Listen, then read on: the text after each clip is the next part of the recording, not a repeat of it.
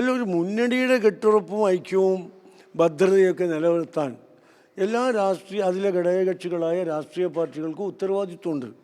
പ്രത്യേകിച്ച് ഉന്നത സ്ഥാനങ്ങളിലിരിക്കുന്ന UDFൻ്റെ നേതാക്കന്മാർ, അതിലെ വിവിധ ഘടകകക്ഷികളുടെ നേതാക്കന്മാരൊക്കെ പ്രസ്താവനകൾ ഇറക്കുമ്പോൾ അത്യാവശ്യം അവരിയ്ക്കുന്ന സ്ഥാനത്തെക്കുറിച്ചെങ്കിലും ഒന്ന് ഓർമ്മയാവണം.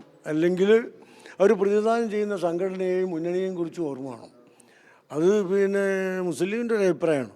കാരണം നമ്മൾ കൂടുതൽ ഐക്യവും കെട്ടുറപ്പൊക്കെ ജനങ്ങളെ കൂടി ബോധ്യപ്പെടുത്തേണ്ടുന്ന ഒരു അവസരമാണിത്. ആ അവസരത്തിൽ ജനങ്ങൾക്കിടയിൽ ആശയക്കുഴപ്പമുണ്ടാക്കാൻ പാടില്ല ആരായിരുന്നാലും. അല്ല, മുസ്ലിം ലീഗ് അടക്കം എല്ലാ ഘടകകക്ഷികൾക്കും ഇത് ബാധകമാണ്. കഴിഞ്ഞ ദിവസം പല വിധത്തിലുള്ള പ്രസ്താവനകൾ വരുന്നുണ്ട്. പലപ്പോഴും അതിൽ അപക്വമായ പ്രസ്താവനകൾ പ്രധാന നേതാക്കളുടെ ഭാഗത്തുനിന്ന് വരുന്നു.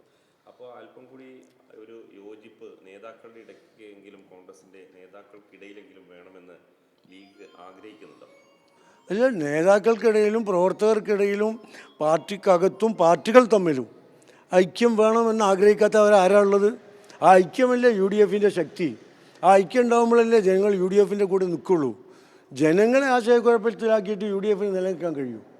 അപ്പോൾ അത്തരം സാഹചര്യങ്ങൾ എല്ലാവർക്കും ഓർമ്മ വേണം. നിങ്ങൾ സൂചിപ്പിച്ച പോലെ അപ്പൊക്കം എന്ന് പറയുന്ന പ്രസ്താവന തന്നെ ആരും നടത്താൻ പാടില്ലല്ലോ.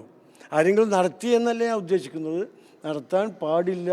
ലീഗാണെങ്കിലും കോൺഗ്രസ് ആണെങ്കിലും മറ്റേത് ഘടകകക്ഷിയാണെങ്കിലും പ്രസ്താവനകൾ അവരവരുടെ സ്ഥാനത്തിനും മഹിമക്കൊക്കെ യോജിച്ചതായിരിക്കണം. തെരഞ്ഞെടുപ്പിൽ അന്നാണ് KPCC പ്രസിഡന്റിനെ പ്രതിപക്ഷ നേതാവ് തള്ളി പറയുന്നത്. അല്ല, അങ്ങനെ തള്ളി പറഞ്ഞതായിട്ട് ഞങ്ങൾക്ക് തോന്നുന്നില്ല. അങ്ങനെ ഉണ്ടോയെന്ന് എനിക്ക് തോന്നുന്നില്ല. ഉണ്ടാവാൻ പാടില്ല എന്നൊരു പൊതു തത്വം മാത്രമേ ഞാൻ പറഞ്ഞോളൂ.